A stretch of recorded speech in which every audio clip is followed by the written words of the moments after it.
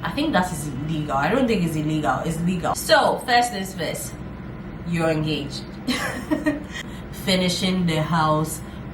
Just say the future is long. 3, 2, 1. Hi guys.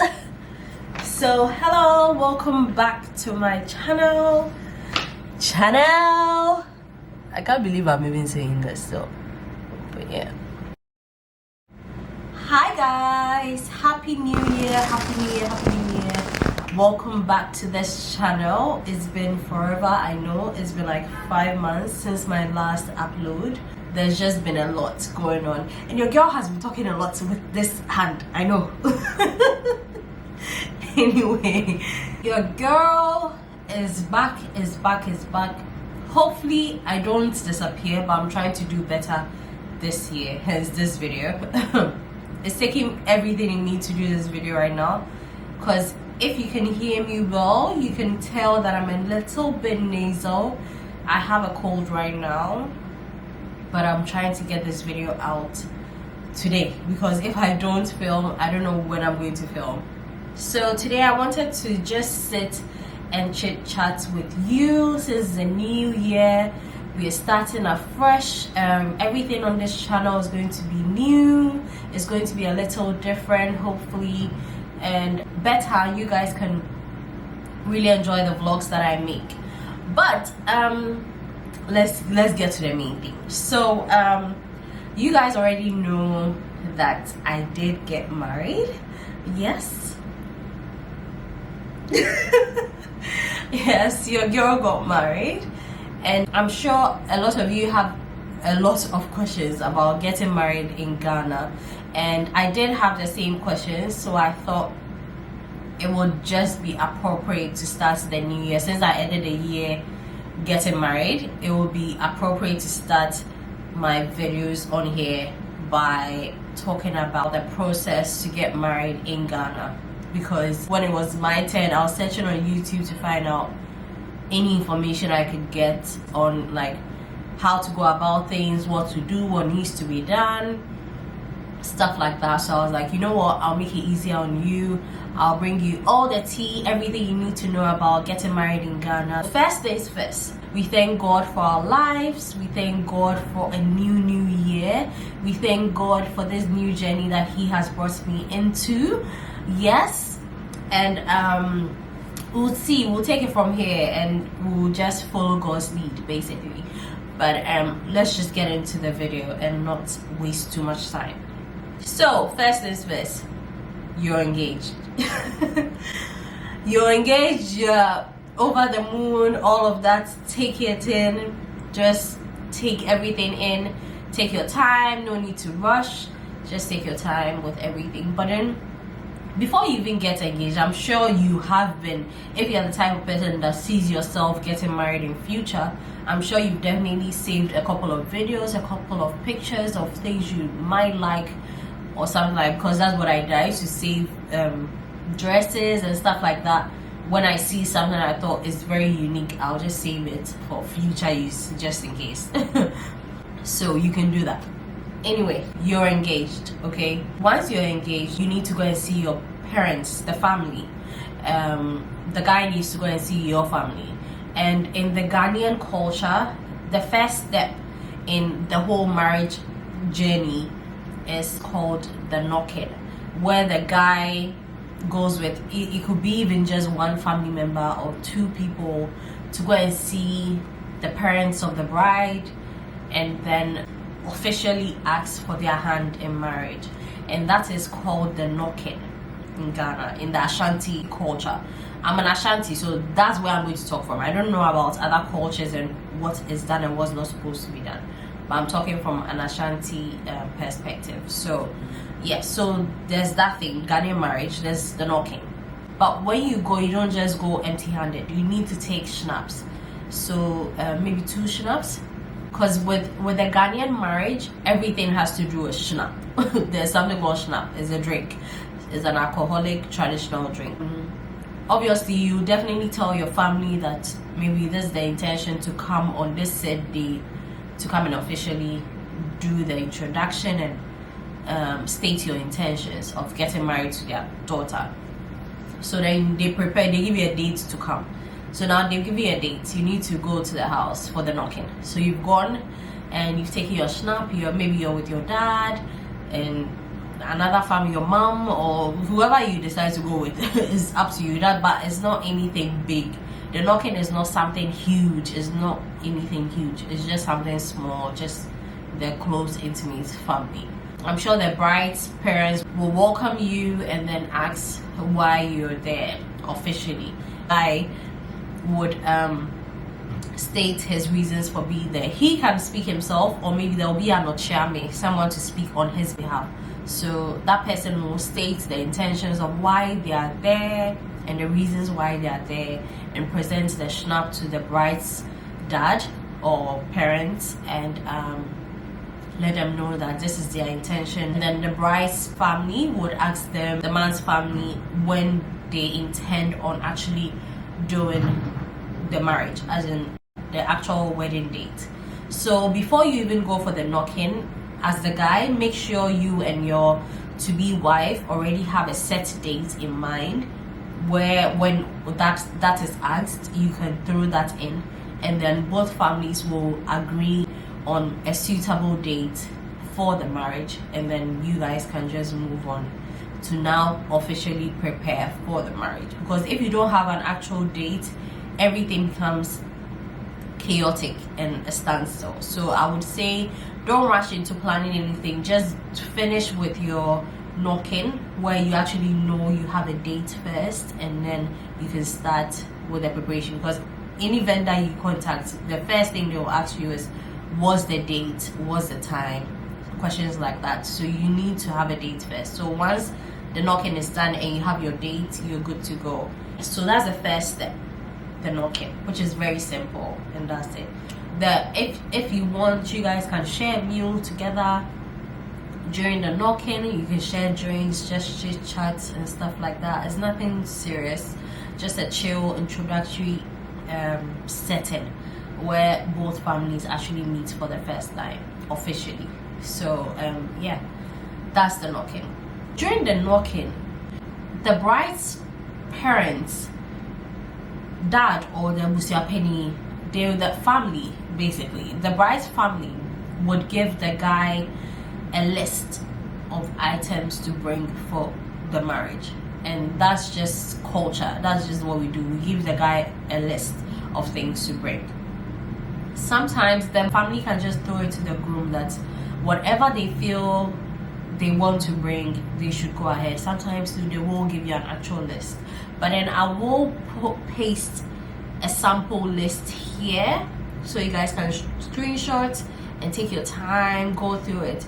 You can use this exact list. It gives you an idea of the things you need to do, like the steps.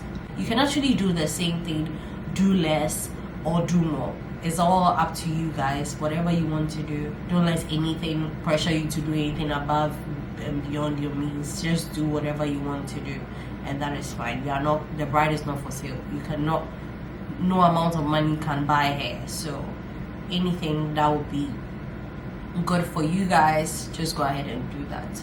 So let's just go ahead and run through the list on here. So the Akan traditional marriage list. So the first thing is Trinsa. It's called Trinsa. So that's the bride price, and you can add money, an envelope with money, and they say it's 500 cedis. It could be 500, 200, 300, whatever you are comfortable with. So 500 cedis and 2 bottles of schnapp. So that is the Trinsa. And then the next thing will be the father's gifts, which has a piece of cloth, full piece of cloth, a hinema sandals, that's the chow, an envelope with money, and then 1 bottle of whiskey. And then the next thing is the mother of the bride's package, and that also includes a full piece of cloth, duku, slippers, and then also some amount of money in an envelope. But the duku, I feel like this list is very outdated. Most mothers do not even do the headgear thing anymore. my mom was like, she doesn't need it because she's not going to use it, so we shouldn't bother with that. So we just took it out. But you could do something else. You can buy her anything you want to add. You can either take it out and just do what's there, or you can add something else that maybe the mother of the bride will like to it. The rest of the items are for the bride. Okay, not all of it, but an envelope, 200 cedis for engagement, the ring and the Bible for the bride, 4 crates of soft drinks. Now with the soft drinks, they are not really in a crate form, they are like cans, in the packs, so you can do that. And then just get a basket and put everything in one big basket, and that should be fine. And then 2 crates of beer, and then it says 1 suitcase. You can do 1 suitcase, you can do 2, you can do 3, anything you like. And then 6 pieces of cloth. It says GTP, but it could be anything. 4 pairs of lady shoes, 2 pairs of native sandals, that's the chow. And even with that, will your wife really wear it? Like, know your person and know what will go on. But maybe you can throw in one just to garnish. They won't really open the items, but so it depends. Instead of getting a native sandal, you can get a natural slippers that she will actually use and not just waste the money. But then 2 pairs of native sandals, a capital, an amount of money in an envelope. This one says 1,500 as capital, and in the account culture it's called Jetri. Sorry, please don't come for me for my pronunciation. I don't really know how to look at 3 words and pronounce it correctly, so don't come for me and say I know that you are from Kumasi and all sorts of things. The fact that I'm from Kumasi doesn't mean that I'm supposed to by force know everything. So when I'm reading Tree, I find it a little bit difficult, but I speak Tree well, to say the make I say. So Jetri, so it's like capital money for the woman to start a business. That's what it means. So that, and then the brother-in-law, which is Akonta Jessica, for the brother of the bride, an envelope for that, and then an envelope to say thank you to the entire family.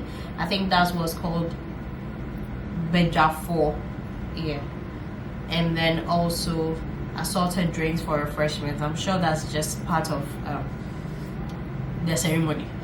So those are the main things. So when it comes to the envelopes, this says there's a Thanksgiving envelope, there's an Akonta Jessica envelope, there's a Jetri envelope,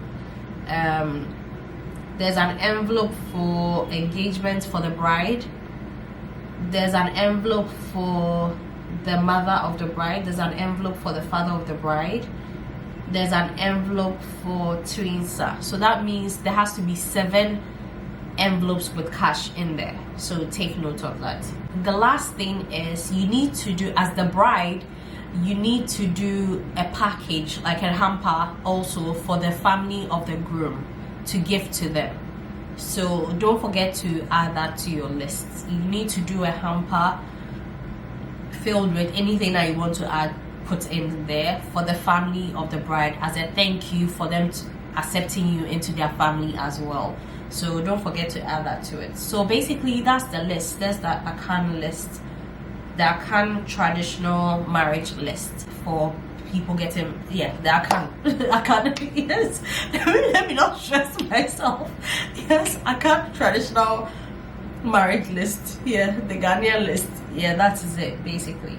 So the father of the bride asked you to bring the list. This is the list. This is what you're supposed to bring. This is what the man is supposed to bring on the day of the traditional marriage to come and marry the woman. Basically, that's it. So now it's up to you in terms of what you want to wear. You people figure it out, whether you want to fran toma, whether you want to sew a kente, whatever you want to do is up to you. So long as you show up and the marriage happens, that's the most important thing. It's not about the keche that comes with it. The extra behaviors is not needed. Everything is extremely expensive. I can't even imagine what the cost will be in 2025. But everything is extremely expensive now. So just be smart, because the ceremony isn't the marriage. You are now actually going to start the marriage. You're now, hopefully by God's grace, you're now going to give birth. You are now going to take care of your children, take them to school. School fees is not cheap. You know how to pay for rent, where to stay, even if it's not rent, getting a house, buying a home, finishing the house. Just say, the future is long. So just don't think about the ceremony. Think about your future. The main thing is you people are coming together to be a family, and that's the most important thing. So yeah, remember that. I think with the traditional, that's the main thing, and then your outfits and whatever else you want to do for the day, whether decor, decorations, all of that. But yeah. So one thing that I would say look into right after that will be in terms of your marriage license. In terms of where would you be doing it? Would you be doing the marriage in church? In terms of the ordinance, the white one, would you be doing it in church, or would you be doing it at home? Would you go to the marriage registry to go and register there? You need to take account all of that. But so those are your options. You can actually go to the marriage registry office and register for the white one, like register and sign, which makes it official. Or the church can handle that for you, or you can get them to come to your home to do it for you. I think that is illegal. I don't think it's illegal. It's legal. So you can get them to come to your home to do it for you. You just have to pay a bit extra for that. So just budget around 600 cedis if you want them to come to the house to come and do it. Around 600 cedis, 5 something. So okay, and that depends. This is what I'm talking about is in Kumasi. So maybe in Accra is a bit different. Maybe it's around the same price. Just call the marriage registry people and find out. But yeah, it's around 600 cedis for them to come to your space where it's not an official place to get married. Because the thing is, wherever you're getting married, the white wedding should be a place where you can sign. But if it's not a place where it's allowed for you to sign, like churches have been given the authority to sign there, hence why you can do it there. So the church will just take care of that. And then if you go to the marriage registry office itself, obviously that's the office, so that's where you do it and you can sign it there. But then if it comes to your home or somewhere like a garden, some beach somewhere, they are not, that place is not licensed, not a registered place to come and sign there. So you need to pay and go through some forms, fill some forms, all of that, and then they'll have your details and they will come there and let you sign. But the one thing you need to know is that they do not sign after 6 p.m. and it needs to be in a public place. The doors don't have to be closed and stuff like that. So just make sure maybe whatever time, the least time you are able to sign will be around 3 p.m. Don't let it get too late. By 3 p.m. you should have signed. After the white wedding you should have signed, and then that's it. You continue with your ceremony. So yeah, if you go to the marriage registry too, there's a fee you pay, but it's less than if they should come to your home. But then if they should come to your home, budget around 600 cedis. Yeah, for that. Yeah, I think that's about it for the nitty-gritty of things. Yeah, the marriage license, if you are in Kumasi, this is where I did mine, so that's where I know. If you are going to do it in Kumasi, it's around the Rotary Park where the Lancaster hotel is. The marriage registry is around that area. So just to give you an idea of where it is, it's around that area. So just you can go to the KME and then ask them, they will direct you there, but it's around the Rotary Park Lancaster area. It's behind, it's somewhere there. Yeah. And what else you need to know? Make sure you have your birth certificates, and then you need details, obviously, of your partner, yourself, and I think maybe you need an ID card. And just prepare yourself an ID card, and I don't think they took pictures, but yeah, that's it. Just have your passport in hand, an ID card, like maybe Ghana card or passport, and also your birth certificate. I remember birth certificate was important. So that's it for the procedure. So once now you have everything, you're good to go. Speak to your pastor, someone who's going to pray. I don't know if you're a Christian, but then if you are a Christian, I'm sure you've gone through counseling. If you've gone through counseling, speak to your counselors. They would help you also know what to do, who to contact in terms of your pastor, who to come there to come and preach and pray and bless your marriage for you. They will take care of it for you. So yeah, that's about it. I'll end the video here. Thank you so much for watching this video, and I will see you in my next video. Don't forget to subscribe, like, share, and leave a comment down below. Thank you. This is Jessica Owusu-Ansah, now Mrs. Williams. So see you in my next video. Bye.